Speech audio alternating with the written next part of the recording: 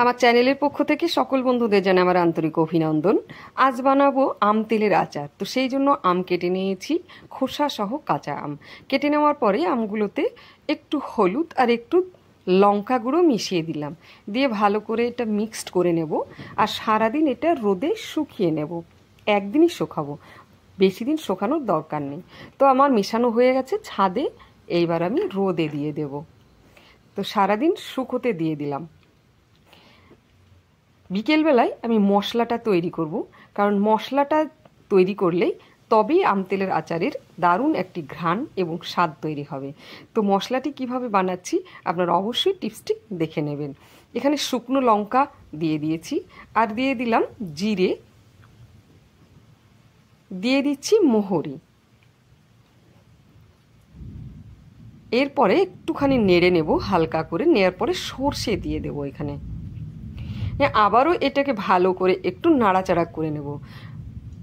আমার ভাজা হয়ে গেছে, হালকা করে ভেজে নেবেন, খুব বেশি ভাজলে মশলাটা পুড়ে গেলে কিন্তু ভালো লাগবে না। তো আমার ভাজা হয়ে গেছে, এখন এইটা কিন্তু গুঁড়ো করতে হবে, এটা আধ গুঁড়ো করতে হবে, এটাতে খুব গুঁড়ো করা যাবে না, তাহলে এটা খেতে খুব একটা ভালো লাগবে না। তো একটুখানি আমি তেল গরম করতে দিয়ে দিলাম অনেকটাই, কারণ তেলটা গরম হলে তবেই কিন্তু আচারে আপনারা অবশ্যই দেবেন, কারণ তেলটা উষ্ণ গরম করে নেবেন।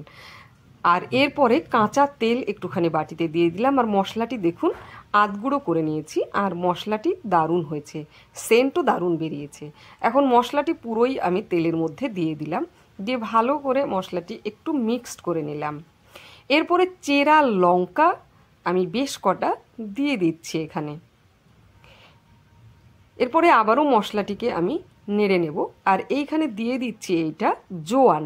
এই জোয়ানটা আমরা অনেকেই খেয়ে থাকি, নুন লবণের জোয়ান, আমরা এটা ভাতের পরে কিন্তু অনেকেই খেয়ে থাকি।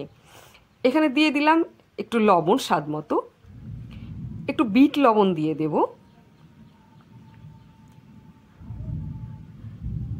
তো এবার একটু ভালো করে আবারও মিক্সড করে নেব। আমার চ্যানেলে যারা নতুন নতুন আসবেন অবশ্যই চ্যানেলটিকে সাবস্ক্রাইব করে রাখবেন, তাহলে নতুন নতুন ভিডিও আপনাদের সামনে আপলোড করলে আপনারা সঙ্গে সঙ্গে পেয়ে যাবেন। অবশ্যই শেয়ার করবেন সকলকে দেখানোর জন্য। এরপরে আমি গরম তেল দিয়ে দিলাম প্রায় 3 চামচ মতো, ছোট চামচের। তো আমি এবার ভালো করে আবারও মশলাটি একটু নেড়ে নেব। আমগুলোকে আমি এখানে দিয়ে দেব, আমগুলোর সঙ্গে মশলাটিকে ভালো করে মিক্সড করে নেব। আমগুলোকে ভালো করে মিক্সড করে নিলে তবেই আমের সঙ্গে আর মশলার সঙ্গে একদম একাকার হয়ে যাবে। অবশ্যই একটি লাইক করবেন। তো এখন মিক্সড করে নেওয়া হয়ে গেছে আমার মোটামুটি। এখন একটা বয়ম নেব, কাচের বয়মে, অবশ্যই কাচের বয়মে রাখবেন।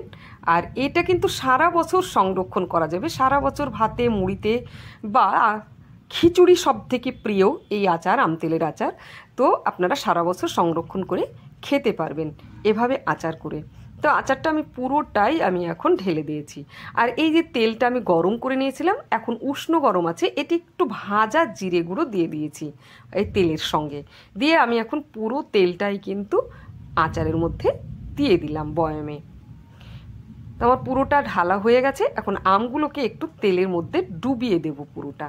তো আমি ডুবিয়ে দিয়েছি, দেখুন দারুণ হয়েছে দেখতে, আর এটা কিন্তু খেতেও খুব সুন্দর হবে।